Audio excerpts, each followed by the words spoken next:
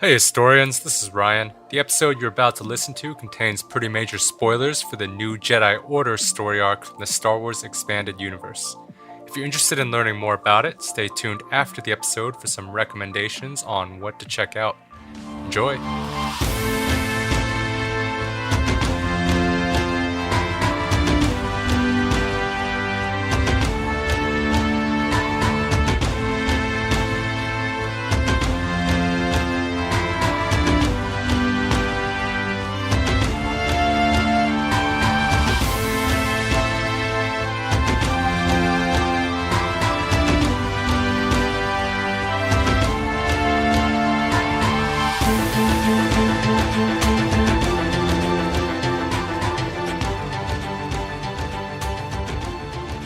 Welcome to Otherworlds, a podcast exploring hidden histories, alternate timelines, and fantastic folklore from galaxies far, far away.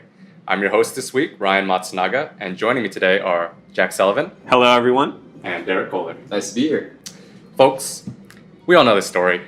A humble farmhand on a desert planet dreams of adventure and finds it when he joins a wise old warrior monk and a dashing smuggler to rescue a princess from the clutches of a terrible interstellar empire. And we all know where that story ends. Decades later, that smuggler is murdered by his own son. The princess leads a desperate resistance against a fanatical warlord, and that farmhand has become a wise old monk in his own right, ultimately sacrificing his life to give hope to a galaxy in peril. But that's not what I want to talk about today. What if I was to tell you that there was a very different story, a very different path these figures took through galactic history? This week, we're going to talk about the Yuuzhan Vong invasion. Guys, scale of 1 to 10. How familiar are we with this invasion? 1 being... 1 being, never even heard of it. 10 being, I am a historian. I'm like a -4 right now. This Fair is enough. brand new information for me. I'm about a 1.2. I've heard about it in passing from other scholars, but I've never actually read the literature on it. Well, I want to prepare you guys then, because this is truly one of the darkest eras in galactic history. One filled with war and death on a scale that we have never seen before and will hopefully never see again. Are you ready? Yeah, let's dive in. Yeah. All right. First, let's take a step back. Way, way back.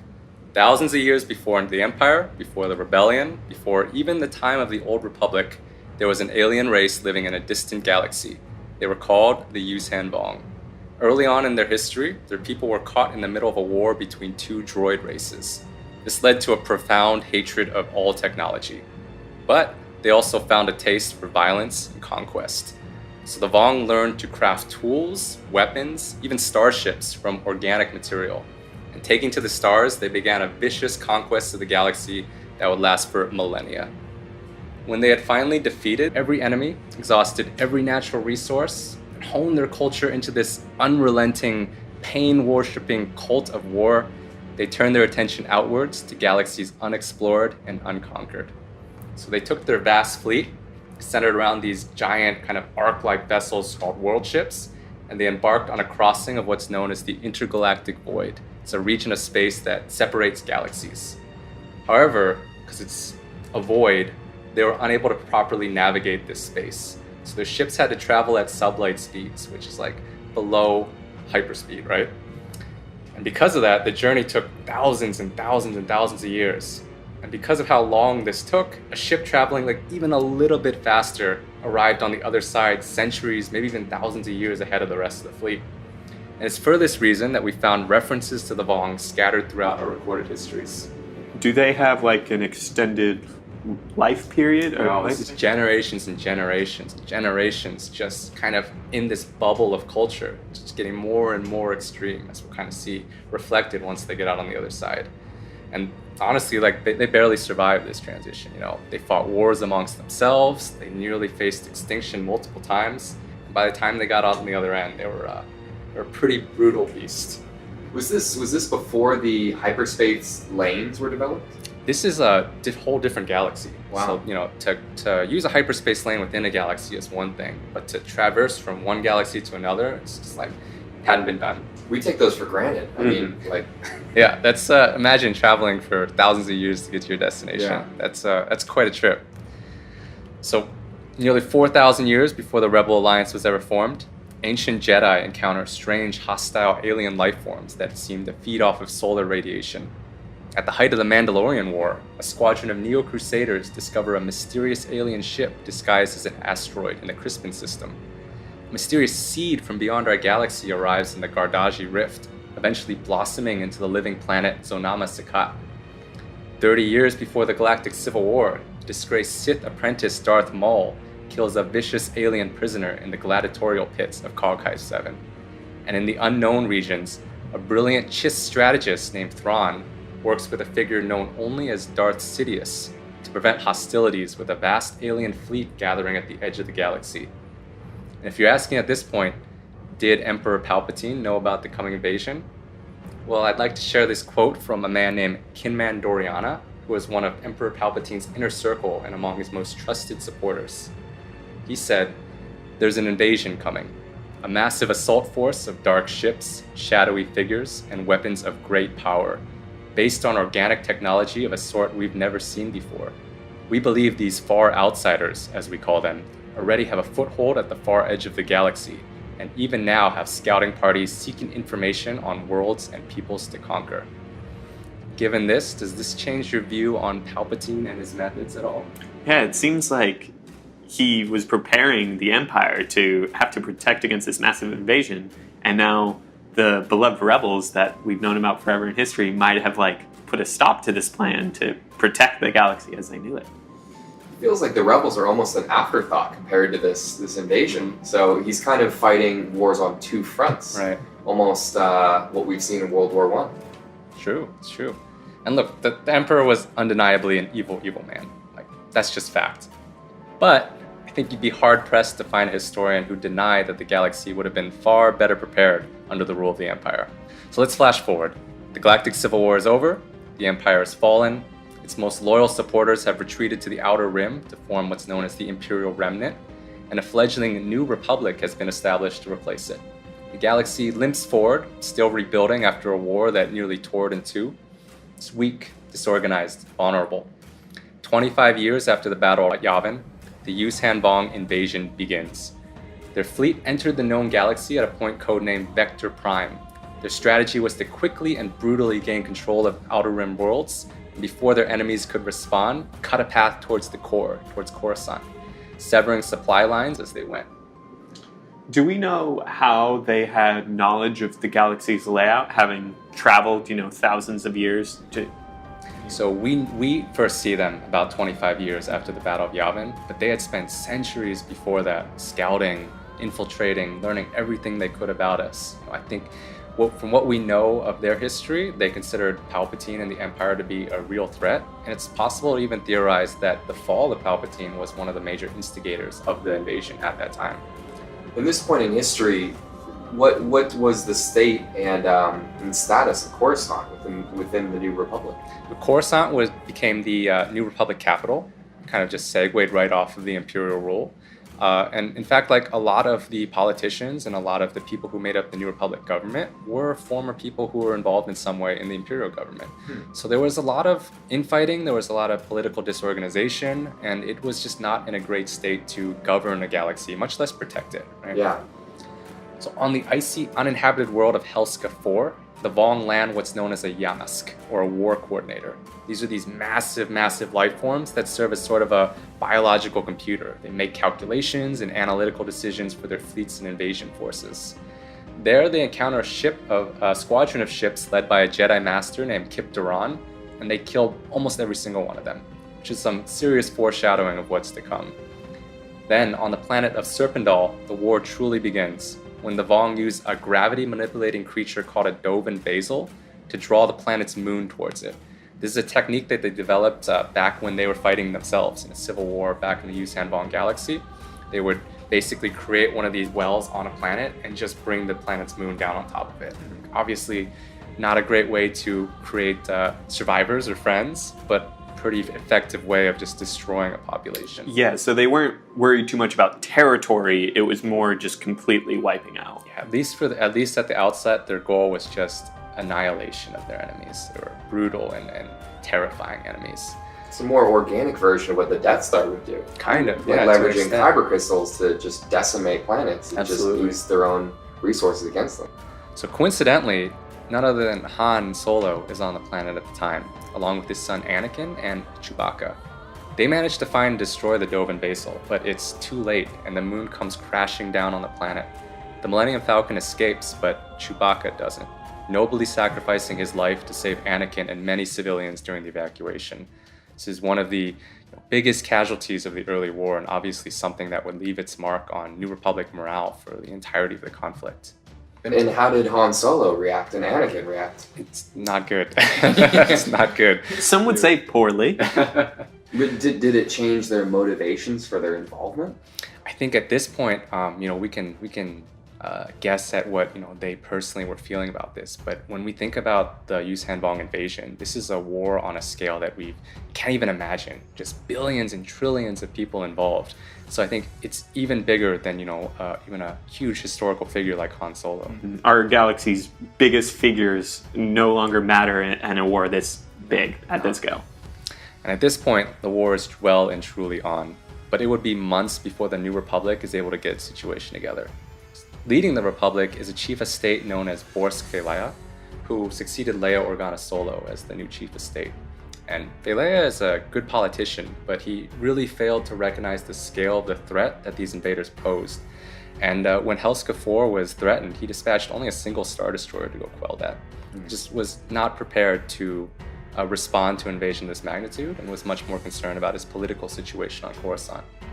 And while that Star Destroyer succeeded at slowing down the invasion by actually managing to kill the Yamsk, the Star Destroyer, as well as pretty much every ship escorting it, was destroyed. It was a huge blow to them. The New Republic forces were led by a Celestin admiral named Cien Sov, and while Sov was really tactically competent, his strategy proved to be far too conservative and defensive. After this defeat at Helska 4, he basically focused his fleets on protecting the major hyperspace lanes leading to the core, basically hoping that this patient approach would eventually allow them to find an opportunity to end the war in just one decisive battle. You could tell the New Republic forces were still really in this mindset of the Rebel Alliance in the Battle of Endor, being patient, finding an opportunity, and just ending a war with one battle. And if you're rebuilding, the galaxy, you might not have the resources to push for an aggressive attack. That's fair. That's fair. Do we have context of what technological advancements Star Destroyers and actually like blasters do against the organic warfare? Oh, it's we'll get into the specifics of Yeah. kind of Yuuzhan Vong technology in a second, but it proved really ineffective at the start of the war, just having to adapt all of their military tactics to an enemy that was using none of the similar weapons, right?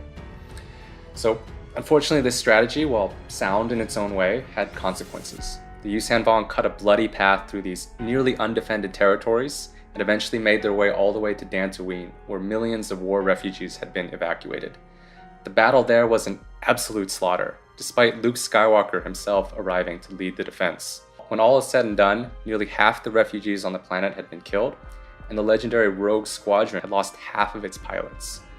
So, at this point, let's take a quick sidebar and kind of go back to what you were saying and talk about some of the technologies that made the Vong such a difficult enemy to fight, like even for a Jedi Master. So remember that all of their tech is biological, all of their weapons and even ships are life forms that are literally grown and adapted to fit their uses. So their fighter ships were called coral skippers by the Republic forces because they looked kind of like rocks, they were often confused with asteroids. Instead of laser cannons, they basically ate rocks and debris, heated them up, and fired them out like molten bullets, which proved really effective against the hulls of ships. They also had their own individual Dovin basals inside of them, which could generate what was like more or less like a tiny black hole, and they were the equivalent of the Vong shields. They'd float around the hull of the ship, and they'd suck up lasers and projectiles, which is something that you have to learn how to pilot around, right? The Yuuzhan Vong warriors themselves wore what was called Von Dune crab armor, which was this hard-shelled creature, like literally a creature, that would latch onto a warrior and form this like suit of armor around them. And because of the crystalline structures in that creature's shell, it was so hard that it could resist blasters and even lightsabers. And their most iconic weapon was called the Amphistaff, which were these snake-like creatures that they bred to be able to harden at will and become like a spear-like weapon, or to be flexible and be used like a whip. And most terrifying at all, again, snake-like creatures, their heads could bite. And they could also spit venom up to 20 meters. And if that venom made skin contact, it was not only extremely painful, it was almost always lethal, and the victim was generally dead within 24 hours. So you can imagine, like, it's no surprise that these guys are absolute morale killers, you know. No Republic soldier wants to get in a fight with a guy whipping around a bladed snake that spits venom. You know, this is a whole nother animal of an enemy, and it's and they can attack from across the battlefield with something that's an immediate lethal shot. It was an adaptation period for sure, figuring out like how to fight these people and, you know, just how to not be absolutely terrified to go into battle against these guys. One of the immediate questions I have is how is their supply chain if they're using all organic material and they're almost nomadic in like Viking-esque warfare? How are they able to replenish their armors, their ship, their weapons? I mean, like going back to what Jack was saying in terms of like not really caring about claiming territory or keeping those populations intact, they would just scavenge from whatever planet they went to and just exhaust the resources from that planet to fuel their war machine, which was a big reason why they had to leave their original galaxy in the first place. Just their war had bled that galaxy of pretty much anything usable. And adding to the sense of like otherness they had as a species, the Vong had managed to cut themselves off from the Force thousands and thousands of years ago, which effectively hid their presence from Jedi and made it a lot more difficult to not only detect them, but to fight them and to just understand what their motivations were. So the Vong invasion force continued down a hyperlane called the Selenon Spur, and they arrived at a planet called Ithor. With their new territory now threatened, the Imperial Remnant actually dispatched a fleet to aid the planet, so bringing them into the war. But it wasn't enough, and the Vong forced a desperate evacuation when they unleashed a biological weapon that devastates the planet's surface. So again, they are not against just utilizing whatever they have at their disposal to just massacre a population as quickly as possible and move on. And despite all of this, I mean, it sounds terrible, but despite all of this, the New Republic bureaucracy is just so slow to react. When the Vong attack a planet called Obra Sky, which is a planet renowned for its libraries and its key scientific research stations, only a really small fleet of these old, beaten-down warships, not a single Star Destroyer, and just one squadron of X-Wings is able to respond in time. And it's just obviously just woefully insufficient to mount even a modest defense. It'd be tough to even call it a battle. Yeah, it's gross negligence almost, rather than just being slow too, on the part of the Republic. Yeah, it's just being separated, you know, Coruscant from the Outer Rim. And this is a problem that the Old Republic had, that the Empire had, and of course the New Republic has. It's tough to govern territories that are that far away and to understand what is happening when you're safe and sound on Coruscant, right?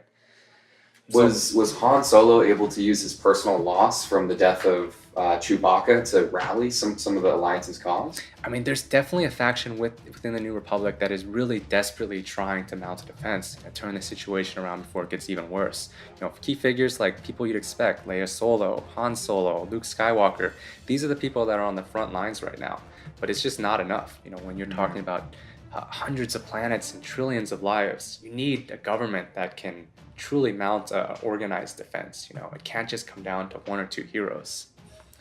And so in response to this huge loss, Admiral Sav doubles down on his defensive strategy. He just goes deep with it. And he decides to reinforce a line of planets on the border of the core. And unfortunately, the Vong strike a deal with the Hutts and completely bypass this defensive line by moving their fleet through Hutt space. And it's seen as almost like a betrayal, you know, of the New Republic population, of seeing like them double down on the strategy of just protecting the planets around the core and that not even working. And all these planets on the Outer Rim that are really suffering under the brunt of this invasion, they actually start to turn on the New Republic and on the Jedi too. Just, if you can't protect us, maybe it's not worth being in this fight. And it's pretty dark already, but it gets a lot darker from there. And what follows is basically just disaster after disaster for the New Republic. Literally 6 months without a single victory. At this point, just morale's in the toilet.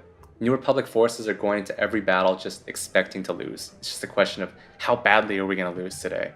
And public sentiment across the galaxy is really turning against the Republic. And many planets in the invasion path are just surrendering rather than even try to fight back. Because they know they're not going to get a force dispatched to them that's going to be enough to turn it back. Are they met with mercy? It's mercy as maybe the Vong would have it. The Vong do take prisoners from time to time, but often they're used as slave labor or they're sacrificed in these kind of ritualistic sacrifice, mass killing rituals. So it's not a good It's not a good situation to be Yeah. in either way. You could almost see the Republic's incompetence as breeding a new empire that we've seen throughout history. We keep new enemies of the Republic coming in, such as the First Order that we see years later, that you kind of get that sentiment of why people would turn against the Republic. If instances like this, they feel they can't be protected. Absolutely. One of the questions is, so the Yuuzhan Vong struck a deal with the Hutts to be able to go through Hutt jurisdiction space. How come they didn't take control of the Hutts, the Republic? Well, I mean, the Hutt space has always been independent and independent for a reason. You know, they wield a lot of influence over the galaxy and have their own fleets and their own soldiers at their disposal. I think they've proven to be difficult, if not impossible, to conquer before. And for the most part, when you're a fledgling government like the Republic, your attention is probably not going to be turned to conquering new space, right? Probably just doubling down and figuring out how to govern the space that you have. It's also interesting that the Vong chose a diplomatic route with the Hutts rather than just blowing through them. As brutal as the Vong can be, they prove to be really adept at navigating a political space. You know, they really utilize spies and saboteurs and infiltrators, and they know how to play the war game a lot better than anyone in the Republic, for that matter, knows how to do that. Was there any monetary exchange with the Hutts? I know that they're keen on being bribed. I think it was more a situation of like, you won't be annihilated, right? Yeah. Which is a pretty good motivator, I think, That's true. for anyone. So in the midst of all this, there's a little glimmer of hope. The Hutts have begun playing both sides, as you might expect from the Hutts, feeding the Republic information on the Vong's plans. The Republic used this to try to lay a trap for the Vong at a planet called Corellia. Unfortunately, though, this was all a ruse. The Vong knew that the Hutts were going behind their back, because it's the Hutts, and they purposefully leaked them false information. So instead of arriving at Corellia, the Vong fleet attacked Fondor, the site of the Republic's second biggest shipyard, and one of the main sources of new ships that they would have to join the fight. And while the Republic was able to scramble defenses in time, it wasn't enough to prevent pretty much the entire destruction of the shipyard there. By the end of the first year of the invasion, the Vong had conquered dozens of worlds under the protection of the Republic. And in its darkest hour yet, the Vong take their first core world at the Battle of Duro. And again, 6 months without a single victory, every single one of these is almost a complete rout for the Republic. It's almost how many people can we get out in time. Surprisingly though, the Vong stopped their onslaught there and actually offered a several month-long ceasefire. And as you might expect though, this is just a ploy. The Vong offer a promise of peace if the galaxy at large turns over to them all the Jedi. So probably correctly believing that the Jedi are the greatest threat to their invasion, the Vong are basically turning the public against them here and forcing them underground, making it really difficult for them to run operations and to be the protectors of the galaxy. So while this is happening, the Vong are regrouping and preparing their fleets for a decisive push, a direct attack on the New Republic capital of Coruscant. So with the Jedi now scattered, with public opinion turned against the New Republic, and with their fleets just in disarray across the galaxy trying to defend every single front, the Vong launch a massive attack on the planet, overwhelming the fleets in orbit. But as you might expect, Coruscant is heavily defended. Obviously, this was their strategy to just reinforce the core worlds, particularly Coruscant. So the Vong implement some very unorthodox tactics. Again, they are merciless, but they are savvy. They know what they're doing in the business of war. So they actually take captured refugee ships and weaponize them. They just use them to bombard the planetary shield until it falls, and once it's down, they use those ships to cover their ground invasion force. And the Republic commanders leading the defense can't decide whether to fire on them or not. You know, these are civilian ships. And when one does to, keep the Vong from landing ground forces, it causes just a ton of internal strife within their ranks, miscommunication, arguments, and it just weakens their defenses even more within this already chaotic battle. So they have psychological warfare, biological warfare, just regular warfare, and the political savvy to really just annihilate what the New Republic had in store. They are just truly a culture that is just dedicated to war. Just every nuance and facet of it, that's all they do. And it's a terrifying force to have to contend with. So after really immense casualties on both sides, Chief of State Failure himself is killed when he detonates a bomb that destroys the former Imperial Palace, taking about 25,000 Vong warriors with him. But it's not enough. Coruscant has fallen. It's an outright victory for the Yuuzhan Vong, And the Republic politicians who survive, not many, but the ones who survived are really split between those willing to continue the fight. And again, a lot of these led by people like Leia and Lando Calrissian and those among the kind of old guard of Rebel Alliance fighters. And a lot of them who just want to surrender at this point. It's over. Like, there's no point in taking more casualties. Taking the capital is just the final blow, the final nail in the coffin for morale. Yeah, at this point, the New Republic as we know it is just gone.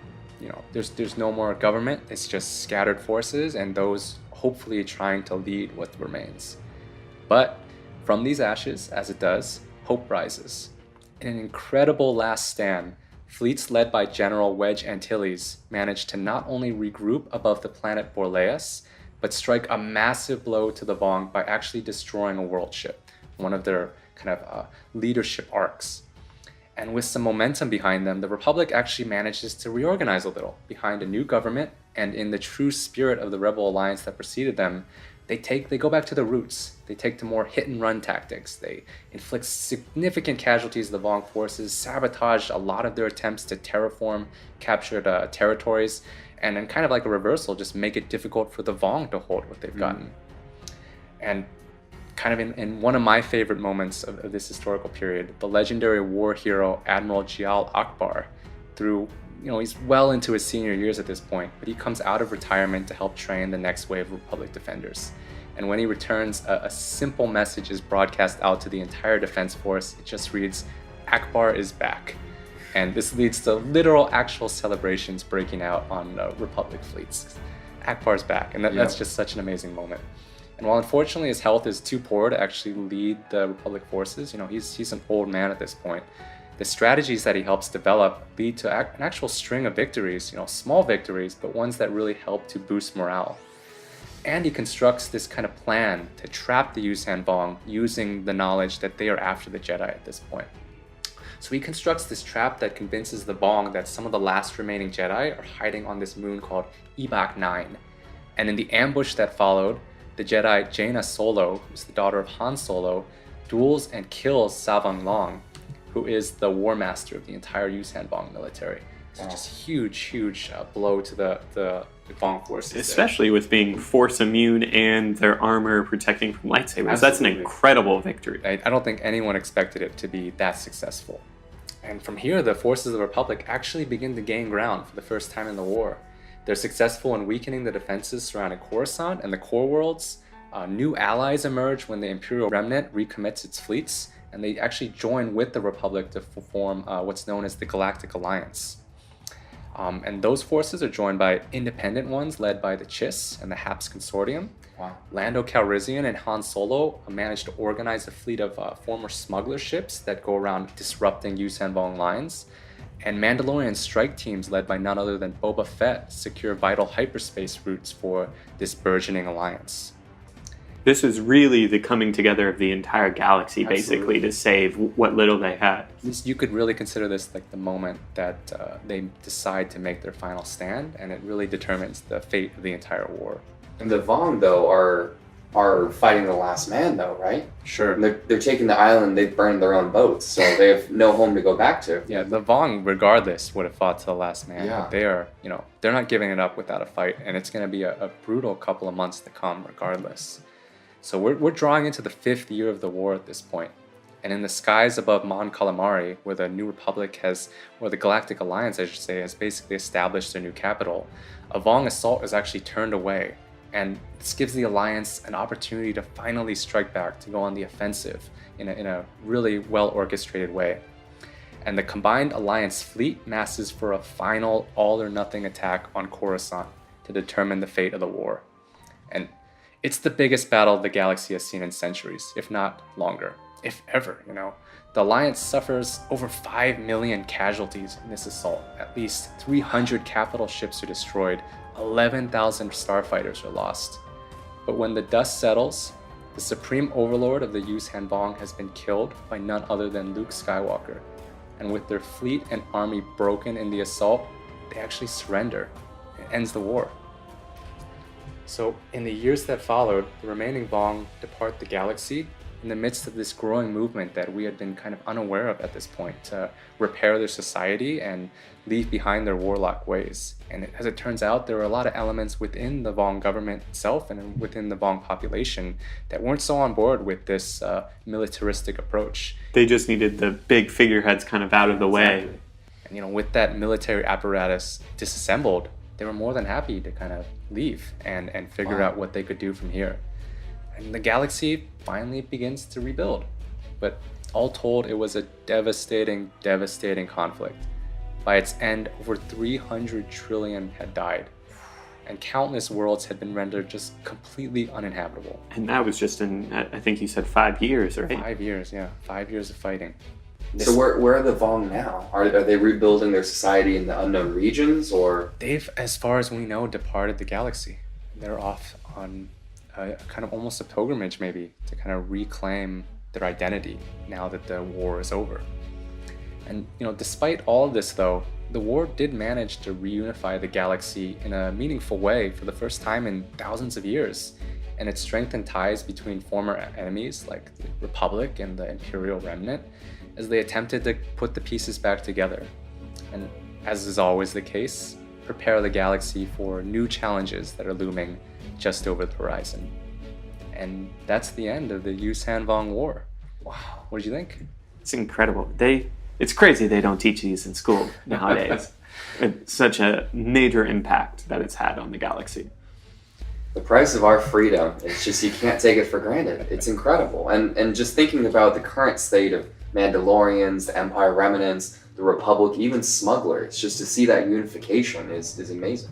It's truly an incredible era in our galactic history. Well, thanks guys. This has been Otherworlds. Thank you for joining us on this adventure today, Jack and Derek. And thank you listeners for supporting the show. You can follow us on Twitter at OtherworldsPod and let us know what topics you'd be interested in hearing us talk about in the coming weeks. In the meantime, we'll be back next week with yet another fascinating history, and we'll see you all soon. Goodbye, everyone. Bye. Thanks for listening, historians. If you're interested in exploring this story further, it's all collected in the New Jedi Order series of novels. This expanded universe story arc began in 1999 with R.A. Salvatore's Vector Prime and ended 19 novels later with James Luceno's The Unifying Force in 2003. Under the canon reorganization, these novels are now classified as legends, but they're still fairly widely available, so you should have no trouble finding them. And if you use the Amazon Associate links in the show description, you'll be helping to support the show and future expeditions just like it. Thanks again, and we'll see you next time.